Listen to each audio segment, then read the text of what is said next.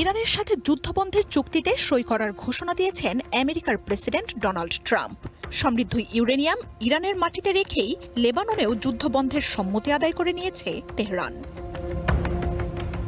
এই চুক্তিতে যুদ্ধের লক্ষ্য অর্জনে আমেরিকা ইসরায়েলের ব্যর্থতা স্পষ্ট হয়ে উঠেছে।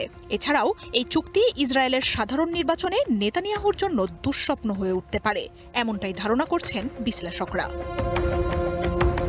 ইরানের বিরুদ্ধে যুদ্ধ শুরু করতে নেতানিয়াহুর উস্কানি ও পরামর্শ কাজে দিলেও যুদ্ধবন্ধের চুক্তিতে অদৃশ্য ইসরায়েলি প্রধানমন্ত্রী। তেহরানের সাথে ওয়াশিংটনের বোঝাপড়ায় নেতানিয়াহুকে এক প্রকার অন্ধকারেই রেখেছে ট্রাম্প প্রশাসন।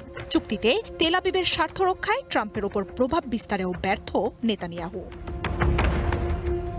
গত কয়েক সপ্তাহে ট্রাম্পের সাথে নেতানিয়াহুর প্রকাশ্য দ্বন্দ্বও তেল আবিবের জন্য অস্বস্তি সৃষ্টি করেছে।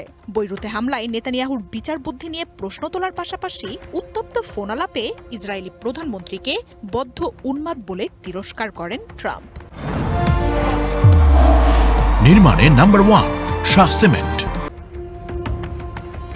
রাজনৈতিক বিশ্লেষকরা বলছেন, যুদ্ধের আগের চেয়ে বরং আরও শক্তিশালী রূপে আবির্ভূত হয়েছে ইরান।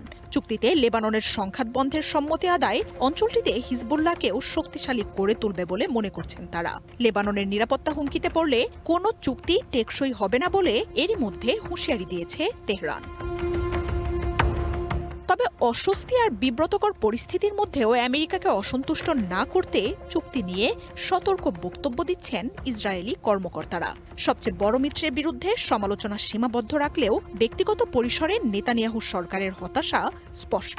ইসরায়েলের বিরোধী নেতা ইয়ার ল্যাপিড বলছেন, নেতানিয়াহুর সামনে এখন কেবল দুটি পথ খোলা, সবচেয়ে বড় মিত্রের সাথে সরাসরি সংঘাত বা ইসরায়েলের স্বার্থ জলাঞ্জলি দেয়া।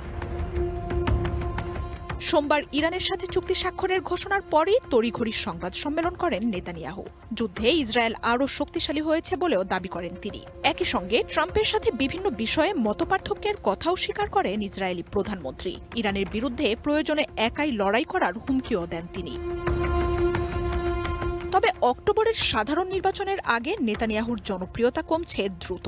এমনকি পরাজয়ের পূর্বাভাসও উঠে আসছে অভ্যন্তরীণ বিভিন্ন জরিপে। ট্রাম্পের মেয়াদেই জেরুজালেমে দূতাবাস স্থাপন, আব্রাহাম অ্যাকর্ডস, ইরানের পরমাণু চুক্তি বাতিলের মতো সাফল্য মিললেও সোমবারের চুক্তি নেতানিয়াহুর সেসব সাফল্য ম্লান করে দিয়েছে। ইরানের সাথে আমেরিকার চুক্তিকে বিশ্বাসঘাতকতা হিসেবে দেখছেন সাধারণ ইসরায়েলিরা। সবচেয়ে বড় শত্রু ইরানের আরও শক্তিশালী হয়ে ওঠা নেতানিয়াহুর রাজনৈতিক জীবনকে তাই সবচেয়ে বড় ঝুঁকিতে ফেলেছে। মার্জিয়া উপমা, ওয়ান ইন্টারন্যাশনাল ডেস্ক।